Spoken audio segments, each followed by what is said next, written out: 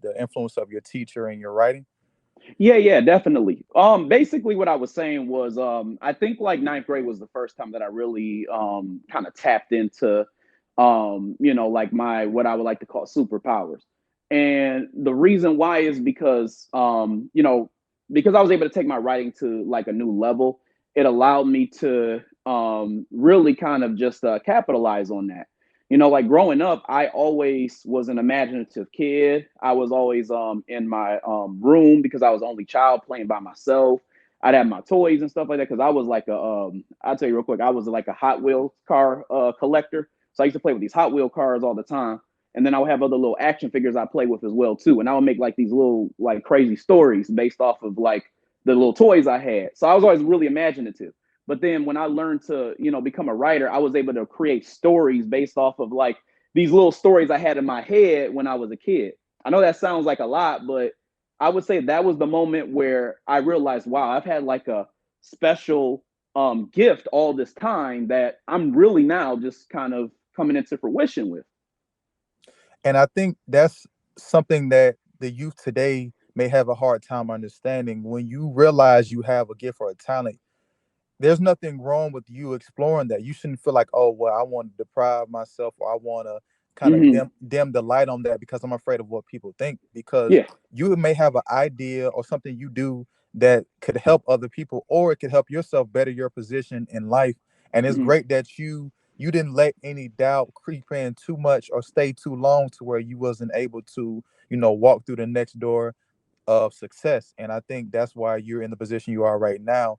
And and it's great Hmm. that you're saying this because you're able to just be open. Hmm. Because today, when people get advice, they always hear, well, you just have to believe and just do the best you can. And you're Hmm. actually giving your steps of how it worked out for you and what were some pros and cons that you might have come across. And that's definitely needed.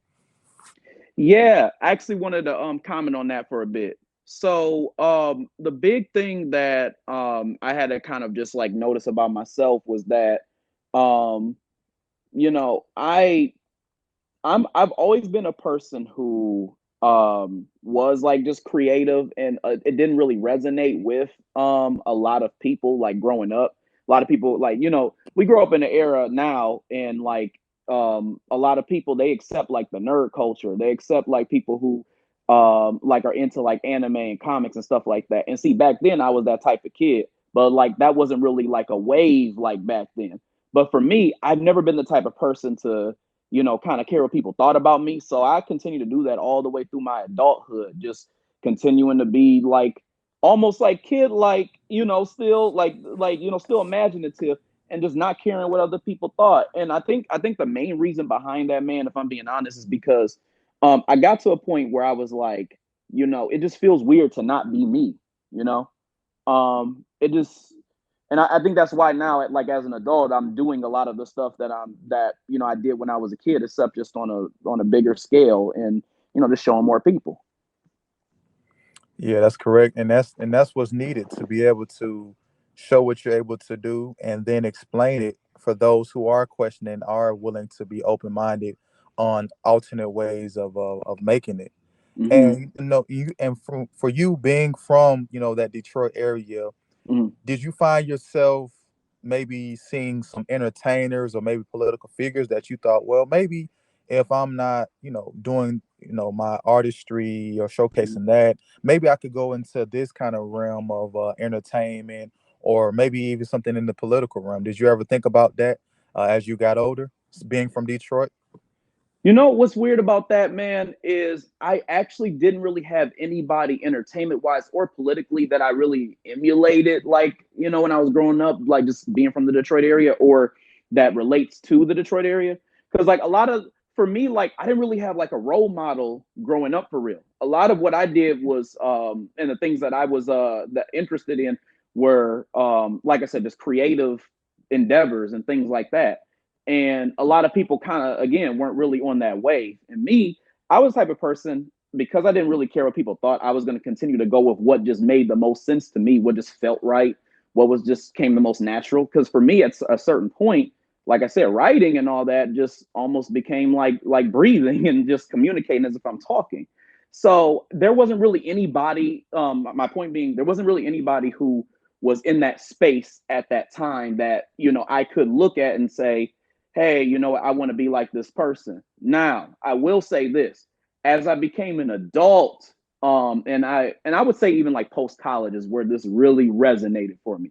I got to the point where, me coming into like this understanding of, being a black man and how like the things that I'm interested in, how that, how I fit into that realm. I think one big thing that I started looking at is like what leaders and like and principles that these leaders have do I emulate the most. And for me, the only person that really kind of came to mind, I was like, hey, I kind of like mess with his ideals was Malcolm X. And the reason why I wanted to bring Malcolm X up is because Malcolm X has a few ties to Michigan, if we're being honest. Like he's from Nebraska, but there was a point where he was living in Mason, Michigan, and then he was also called Detroit Red. I don't know if you know, but like he was doing stuff over there. But for me, like that's the closest essence of anything that's like Detroit-esque that I really kind of resonate with as far as like entertainers or people who were like leaders. But that was something I just acquired more so in my adulthood. But growing up though, it was all like whatever I was interested in is what I was rolling with. Okay. Well, I appreciate you being able to also give people insight about, Malcolm X and his early upbringing as far as where he's from, because I really wasn't too keen on where he was, from, and Oh that he wow. had the connection with, Michigan as well. So I'm pretty sure there's going to be listeners that are going to appreciate that tidbit.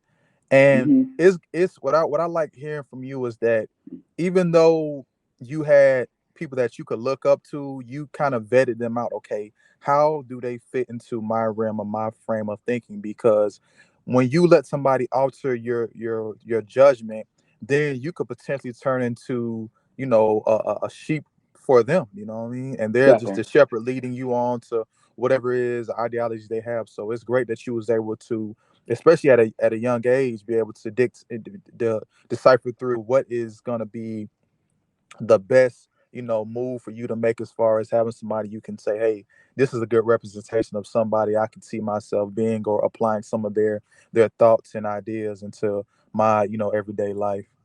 Mm-hmm. Yeah, yeah, definitely. And so, you since you're from that Detroit area, Mm-hmm. what do people sometimes get confused, or they let the media dictate to them that's not really a good representation of that area, or just Michigan in general? Yeah, so that's actually a really good question. I actually have two things that I think that is kind of a misconception. And what's going to be weird about this, man, is that these two things are actually contradictory to one another. The first thing that I think is a misrepresentation of the Detroit area is a lot of people think that it's just murder, murder, murder, and that's it. Now, and I'm not gonna lie to you, it is. It's like that. But at the same time, there are actually a lot of really nice areas in the actual city of Detroit. There's Palmer Woods. You got Sherwood Forest, and you got a couple other places that are like that, where like there's a lot of nice houses, and the area is really beautiful, and the community is beautiful and whatnot. And a lot of people don't really get to see that. They just hear about like the fact that there's a lot of deaths in Detroit. And don't get me wrong, there are a lot, but at the same time, there's also the other side that people don't see. And then, if I'm being really honest, man, Detroit is just a really it's one of the most unique cities, because if you look at the Detroit area as a whole, even if you go into the other cities that surround it, like there's a different feel no matter what city that you go into. It's just like if you go into one of the other suburbs, it doesn't feel like you're in Detroit anymore. It feels like you're in a totally different area, like even metro area. And so that's one of the beautiful things about it. The other thing though that I think is a misconception, but it's like almost opposite of what I just said, is a lot of people I've heard this from people say, oh, Detroit, it's booming. And I'm like, well, I'm gonna be real with you. When I hear people say booming, it makes me feel like you're saying less black. And the reason why I say that is because one of the big things that I find that people, when they talk about the good things about Detroit, is that they're literally talking about downtown, but they're talking about downtown being gentrified. but they're not speaking about it in those terms. Now, don't get me wrong, it's nice, it's getting built up real nice and stuff like that. So I'm not denying that. But at the same time, like, people don't really understand. Detroit was a city that was, if a lot of people might not even know this, but in Michigan, had the second most black people, only beat by the city of Benton Harbor, which is in West Michigan, which is not that far away from where I live at currently, because I live in Kalamazoo. And so that's by ratios, because Benton Harbor is a small city. However, that number of black people that were there is depleting, and the reason why it's depleting is because of the fact that gentrification is happening downtown. So a lot of like people who are not black are moving down there and kind of like doing their thing. So that's another misconception, is that when people say that it's booming, it's not really booming, it's being gentrified. And so that's not necessarily a good thing for our people. So that's why I said those two things are contradictory, but those are two, in my opinion, real big misconceptions.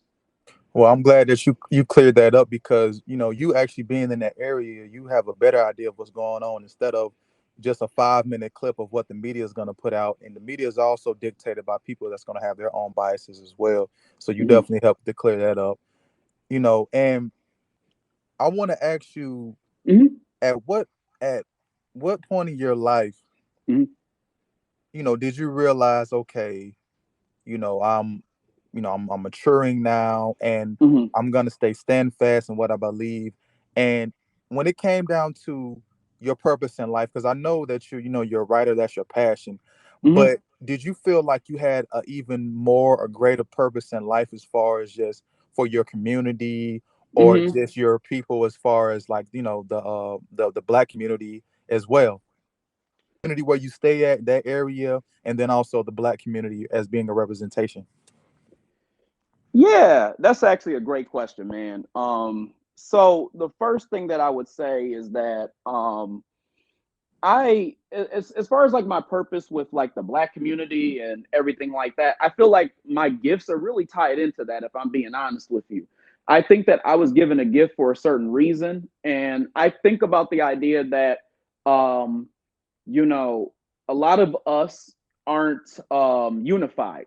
A lot of us aren't like really on code with one another. And a lot of us really aren't, like, there's a lot of crabs in the barrel, like mentalities and things like that. So my feeling is that, the more that we communicate and the more that we implement like the appropriate behavior in order to have unity, like that can be done in a way where we actually can help the black community progress. So in other words, what I'm trying to say is, by being a writer, I'm able to communicate effectively with black people. And I'm able to, like tell, different stories, and also show a lot of representations of who we are.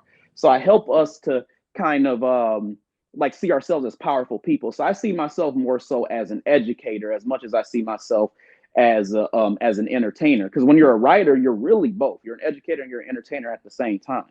So for me, I feel like my gifts actually help, or are going to be geared to help the black community, because of the fact that it'll help show different representations of like of how powerful our people are. I'm able to convey certain messages, because I mean, think about it. There was a time where black people weren't allowed to read or write, back in slave times, and so now we're at a point where we can do those things, but we also can use them as tools to be able to not necessarily not just come together, but just be on code and be on the same page. And I want to be able to put my stamp in the world, and say that.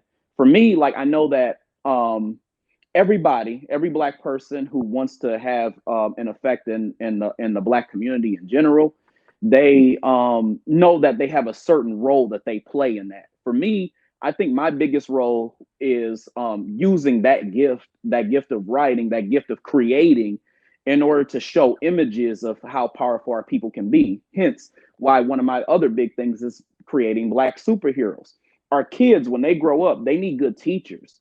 And I think about myself in the light of, I grew up not having like a role model, as I said earlier. And so I think about there may be some other black male kid like myself, who's in that same boat. And it's like, I'm not sure who I emulate. I'm not sure who I look up to. I'm not sure like what to follow, what to do, which leads to directionlessness. So one thing that I would say is that, you sometimes they can look at TV shows and little cartoons and things like that that they like enjoy, and they can see individuals who they are want to emulate, who actually like resonate with them. And you really don't get that if you look at like media and you look at a lot of the things that we have out now. So I do want to say one more thing real quick about that. I had a friend, and he was actually telling me like he kind of felt the same way growing up. We had a conversation a couple years ago about this. He felt the same way. He felt like growing up he didn't really have a role model for real. And he said that he because he's really into video games. I used to look at video game characters and say I want to be like that video game character because he's powerful, he's strong, he's this, he's that. And so in my mind, I'm like, oh wow, that's kind of weird how like I'm like a creative, and I'm out here, creating characters that like kids really can like resonate with. So I guess my thing is I want to create representation, and I think that that's important when we think about the Black community as a whole. Well, that's definitely a whole lot that you just really rolled out about just your purpose and the way that you like to convey your messages. You want to bring the entertainment, but entertainment that has meaning behind it, and that lets me know Mm-hmm. that you have morals over money. You know what I'm saying? In terms of you value saving a life over just trying to get yourself out there to be seen for the riches and the fame, because when you put your mind into something for being notarized, it can create issues. And I'm glad that you're one of the people that can evaluate how you want to live your life and how you want to showcase your gifts and talents. And I definitely want to commend you on that. At the end of that, I was just letting you know I commend you on, you know, the awareness that you have and not letting the fame or anything that will come to you become a deterrent. You're utilizing your voice for the right reasons, and we need more of that in society as a whole. Yeah, no, I appreciate that. That's like really my main goal is to just be able to just do things that like I just feel like my purpose is to do things that help the Black community in a way where we see ourselves as powerful individuals, because really like we don't have a lot of good examples of that, not just like amongst ourselves, but like when we watch different shows, when we read different things, and even in the games we play. I feel like that's like a big thing for us, because Black people, let's be honest, we a lot of us like to be entertained. We like to do things that like bring us like joy and excitement out of all the things that we actually go through on a daily basis. So my feeling is, why not see just good examples of our like powerful versions of ourselves in a lot of these like media spaces. Yeah, that's what we need. We need to be able to have more than just one way to succeed, and also more than one person that's able to give us advice from a point of view. Because I think that we get Mm-hmm. so stuck into, oh well, this is the one, this is the leader, this is the new guy Mm-hmm. or new woman. It's Mm-hmm. You can be that person. You don't have to put all your stock in somebody else. Start investing in yourself, not just financially, but also mentally, spiritually, in all different realms. So that way, whatever you have in you, you can pour it out into other people. You know what I mean? And you can see Right. how you're significant as well. Don't ever feel like your light doesn't shine as bright as somebody else because of what you've been through. What you've been Mm-hmm. through is going to make you stronger to get over to the next point in your life. Yeah, most definitely. I'm with you Now, I 100%. I have a very important question I want to ask you now. Mm-hmm. So I'm always seeing this on your page when I come across it. Yep. Cool colas. Mm-hmm. And I'm pretty sure the people that's watching this, they're gonna see, okay, this cool colors, like what is that about? What does that stand for? What does it even mean? So can Uh-huh. you let us all know what does cool colas stand for? Most definitely. So, it's funny that you say that. So, Colas is not actually an acronym. It's more so there's a whole story behind it. So, basically, when I was in 10th grade, like when I was in high school, I had this teacher. She was a Spanish teacher. And in our class, we had to come up with these Spanish nicknames, right? And so for me, I'm like, I don't really identify with that culture too much. So I don't know what I'm going to come up with. So for me, what I ended up having to do was I took like my name, which is Nicholas, and I took the N, the I, and the H out of my name. And I said, I'm going to call myself Colas. And that was going to be my Spanish nickname. And I was rolling with that, and it just kind of stuck. So I was like, still using that nickname, just even on social media tags and things like that. And at some point I started doing some research and I found out that the cola nut is actually a fruit that's in Africa, and it's a red fruit. And a lot of people don't know this about me, but my red is actually my favorite color. So I was like, it's kind of weird how I came up with this name. It's actually a fruit in Africa and it's red. That's interesting how all that kind of just came into fruition. And so I was like, you know what, I'm gonna stick with that because that just I just like the way that sticks. So the reason why I put cool in front of it is because one, I thought that it was kind of catchy, and two, I said, what does cool represent for me? Cool represents an individual who is themselves authentically, no matter what other people say, no matter what other people think, about them.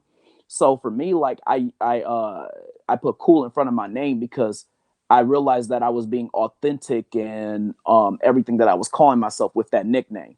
And so it kind of stuck too because other people, they would, see me and they would like, just call me by, they would call me by Cool Cola because of like, it was on my name for different like, places on social media. People would start calling me Cool Colas instead of Nick or whatever they were calling me. And so I was like, you know what? I'm gonna stick with that because like the origin and the understanding of how it all kind of came together just flows so nicely. So yeah, that's where it came from. Okay, well, I definitely appreciate that. I didn't ask you that, beforehand because I said I want to be just like the listeners, being able to, hear it, just like they will be hearing it for the first time. So I definitely appreciate you detailing that. And so, Hmm. Hmm. do you have any businesses? And then the other part I want to ask you, Hmm. um, any advice for people who are starting new businesses and also new authors as well? Any just advice you would like to give them? Yeah, tons of advice actually. So first of all, I do have one business and it's called Cool Colas LLC. So what this business is it's basically like a publishing hub. So it allows me to be able to produce a lot of the products I've been working on. So that's between, the books, between the comics, and then when I eventually start doing board games, like board games and stuff like that. And then I've been doing a lot of other paraphernalia too to represent my brand. Some of those things have been T-shirts, some of them have been cups, all different types of stuff like that. As far as like advice that I would give to Black authors, the first thing that I would say is if you're a Black author, um, make sure that when you are writing, you're writing to like tell your story authentically. Your story always matters, and your story is like important because it could inspire somebody who like maybe like going through or be just like you and you just don't know that they're out there. A lot like there's a lot of us in a lot of different diverse backgrounds, and we have a lot of different like stories to tell, and we just never know when we're going to be able to inspire someone else. Another thing too is like stop worrying about white approval and all this other stuff. Like if you're a Black author, write for you. Your characters can be Black, your stories can be like authentically Black, all that stuff. Like just continue to just do that and don't worry about like if it's palatable. So that's another thing that I would say. Now, I have specific advice for Black male authors as well too. I think that Black male authors need to get their voices out because I think that a lot of times our voices get shunned. A lot of people don't want to hear the things that we have to say and what we have to tell the world, because a lot of times it either gets like I said, like ignored, unheard, or called toxic. And I mean, of course, this is for for those who apply when I say what I'm saying. But what I'm saying is, I think a lot of us, because of a lot of those things that happen, just in our day to day world, we don't like write and speak and allow people to hear our voices because we think that a lot of people don't care. And really, we should just be writing for the sakes of being able to just tell those stories because at the end of the day, it's for us to help others. Now, business advice I would give is this is the biggest thing that I have learned since like doing a lot of the stuff that I've been doing business wise. My biggest piece of advice is you are in business to solve problems. Think about it. Every single business that's around, it solves a specific problem, and that's what you're there to do as well too. When, like, for example, you go to Best Buy, what are they supposed to do? What problem are they solving? They're helping people who don't have technology. They don't have like cameras. They don't have computers. They don't have whatever it is that they need. When you go to a restaurant, what are they doing? They're solving a problem by like satisfying your hunger. So remember that you're there to solve problems. You're not necessarily there to just help you. So I guess that would be my piece of advice with that. And also to make sure that you keep your receipts, because like you got a lot, like this is gonna get expensive, and you got write-offs that you might want to write off. So make sure that you're just really good with just keeping up with like all of your expenses and things like that. So that'd be my advice, man. Okay, I definitely appreciate that. And for anybody that didn't catch all what he said, there's always that playback button, so you can listen to it as many times as you need to listen to it. For sure. Now, before we close out, is there anything you would, like to, just plug or like to ask, anything of that nature? Yeah, a couple different things that I wanted to just talk about as far as stuff I do. So my website is creativecolas.com. I got a lot of different stuff on there. So that's where you can see a lot of my content. Just to give y'all a couple, ideas of what you're gonna get. I have a lot of like little articles that I've written that relate to black topics. I used to do this Black History month thing where I would like every single month I would talk about somebody related to just I guess like black achievements and things like that. I also like have this like little free screenplay that I actually have been writing called The Zoo, and actually like it's supposed to be centered around my experience with being in like Kalamazoo and going to Western and stuff like that. And like I'm actually made like a fictitious story so people can see a sample of my writing. And I have a lot of other stuff on there as well too for you to check out.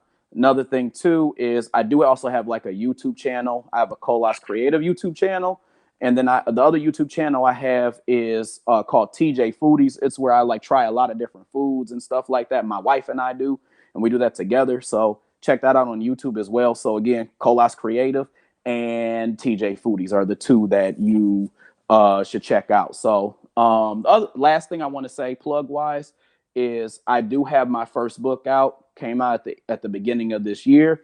You can go to Amazon and find it. It's called Rim Realm Curse of a Billionaire. You can get that as an ebook, and you can get that as a paperback. Well, how, as far as with your first book, how did you feel once everything was, proofread, everything was submitted, and then it got published? Like, how did you feel when you had it in your hands? Man, it was such a beautiful feeling. So, first of all, I think that having it in my hands was, it was like surreal, man. Like, I think the big thing for me was I had put all this stuff into it. You got to get like this because I was self-publishing. That's the thing that I want to make sure I put out as a disclaimer. I was self-publishing. So all the work as far as putting that book together was on me. So I had to put the book cover together. I had to make sure, like you said, it got edited, and I had to make sure that it was the way that I wanted it to look, and that everything was like correct. And like just feeling it for that first time, man, it just felt like I really accomplished something big. Like I'm like, man, this is like the kickoff right here to like putting my products and putting the things that I'm doing out there into the world. So it was exhilarating, man. Hey, it's definitely an honor. I remember my first one. It felt, Mm-hmm. and almost, because I don't have no kids, but it felt like my Mm-hmm. first kid. I said, man, like I was about to hold my book up like Simba. You know what I mean? But it felt great because the legacy that you have now and the legacy that you're gonna leave behind. You know what I'm saying? Years. You know what I'm saying? After we're no longer here, it means a lot because somebody's gonna take a line we said, something we created, and say, man, I can build off of this, or this has helped me, or I thank you for what you have done. And what I tell anybody is never live for the praises or the approval of people, because sometimes people, they may be your harshest critic, and you can also be your harshest critic, also be your biggest fan. You know what I'm saying? Definitely. I always got to remember that. Definitely, Yeah. definitely, definitely. I agree 100%, man. And I think that's something I kind of I struggle. I admit I struggle with it sometimes, like just being my harshest critic. Because like I just have like a certain expectation of what I want to do, and like for it to be like a certain way. So that is something that I, even to this day, am actively working on. So I definitely agree with you. Definitely.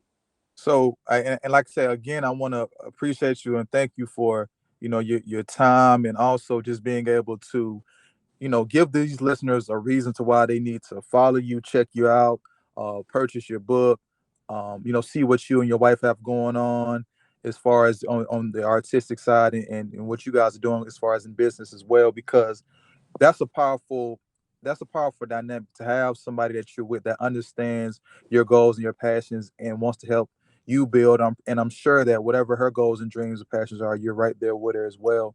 And I think it just means a lot to see that, especially for a black couple as well. No, I appreciate that. Yeah, it's so important, man. I just wanted to say, like, a lot of times, like, people don't really understand like the real like power that's within, like, like a black man and a black woman being together. And I just feel blessed and honored and just so grateful to like have that dynamic with my wife. And I'm also like just really happy when I see that, with other people, whether be they my friends, be they not. I think that we need more of that, man. Seriously. So I'm with you. Exactly, man. So any last minute questions, anything you would like to ask me or anything of that nature? I do actually. I got a couple. Okay. First question I got for you is, if you could name three like mantras that you live by, like three things that just define how you function from day to day, what would they be? So just right off the bat, it would be, of course, my slogan, stay rich in mind so you don't make poor decisions. Mm-hmm. Second would be the bigger person so you don't take the biggest loss. Mm-hmm. And the third one be let no one sour your sweet joy. I love it, especially that last one. I love it. Yeah, I, man. I So never heard it expressed that way exactly, but I like it. I like the message. yeah, appreciate that. Yeah.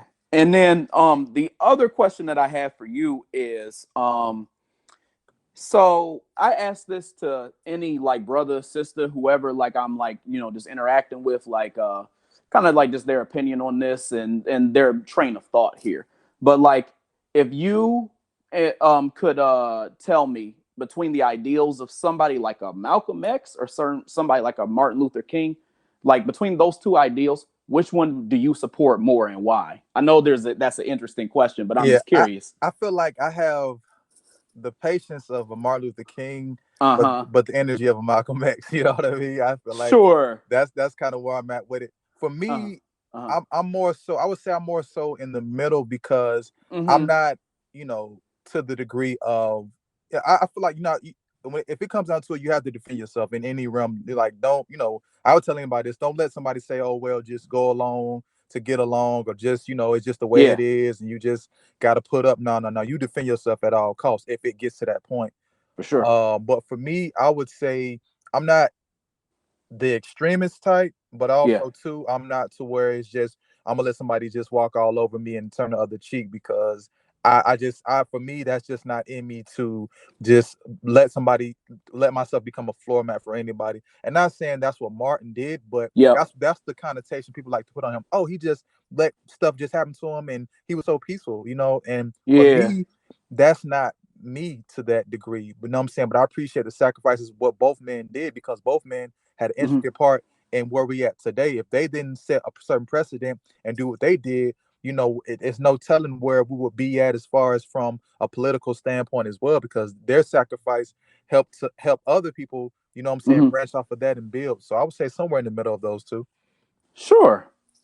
That makes a lot of sense actually. I like the way that you broke that down, especially when you said you have the patience of Martin, but like the energy of Malcolm. I like that. Yeah, man. It makes a lot of sense too. Appreciate that. Yeah. I got actually, I do have one more question. One more. Okay. So, if you could pick something specifically that you look for the most, and people who you want to build with, or people who like you want in your tribe, so in other words, like people who like you're networking with and you want to continue to like just do things and work with them, like what are the biggest things that you look for in the individual. So in other words, like somebody who you would even consider like your friend. Like what's the biggest Yeah. thing that you look for? What I look for in somebody I'm networking with or a potential friend is somebody that has motivation just by themselves. So in that Sure. regard, you don't have to be around a group to still have the fire in you, so want to still keep going on when other people have maybe stopped or certain things have happened to them. So Mm-hmm. having a high motivation. Uh-huh. Second would be, Mm-hmm. well, not even second, just I would just put these out here. So Uh-huh. being genuine, I like somebody that is just genuine. Don't be around me because you see me on a trajectory and you feel like, okay, well, I'm just starting off, or I need somebody to branch off with, so that way when I get kind of stale or I'm not able to maneuver how I want to, I can still kind of freelance off this person. I don't like that because I don't do that myself. You know what I mean? So Mm-hmm. I won't want that energy around me.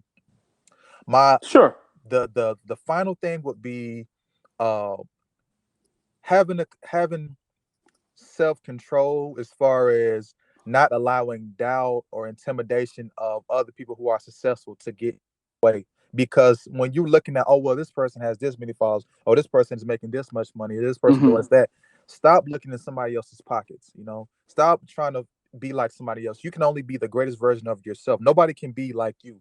So Mm-hmm. whatever you feel like somebody else is doing, that's what they're able to do because it's them. You can put as much energy, effort as you can, but you're not gonna do it exactly like them. And that's my biggest thing. Just having the proper self control to not let your feelings or emotions overtake you to where you can't stay focused on something, especially if we're working together. Because what you're lacking in, I'm gonna have to take up the slack, and I'm not gonna want to do that. Yeah, that's actually like really good. It's like understanding that concept of comparison is the thief of joy. You can't compare yourself to others, especially when you don't really know the ins and outs of their story. Yeah, it makes sense. Yeah. So. Yeah, and like I said, once again, it's definitely an honor to have you on. When people hear this, I definitely hope that they understand that no matter where you come from in this country or in this world, that if you have dreams and ambitions and you're putting your mind into it and you're walking forward, not taking steps of doubt backwards, you can get to whatever point you want to be at. There's going to be things in your way. It's going to sometimes seem unfair or seem like, you always have to go the extra mile. But one Mm-hmm. thing about it is, you know, taking the extra mile will help you to know that no matter what I do, I can still get over it. When you're Mm-hmm. pushed down and you can get back up, that's the power.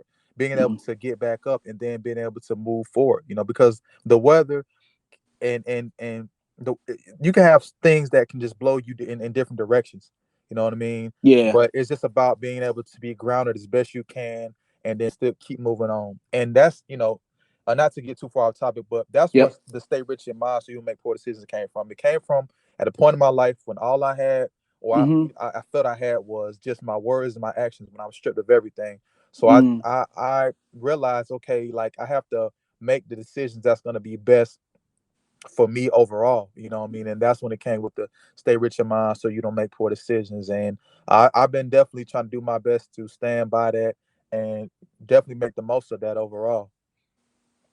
Yeah, I like that. I like that ideal too, and that's deep, very deep. Appreciate that, man. Yeah. So if nothing else, this means a lot that you did this interview with me, and to everybody out there that's listening to this, I want everybody to be safe. Appreciate yourself, appreciate the people around you that want to see the best from you, and continue marching on into your destiny. Most definitely. Until next time, we got cool colas and the mind of Ivry. Peace and blessings to everybody. Yes, sir. See y'all later. Peace.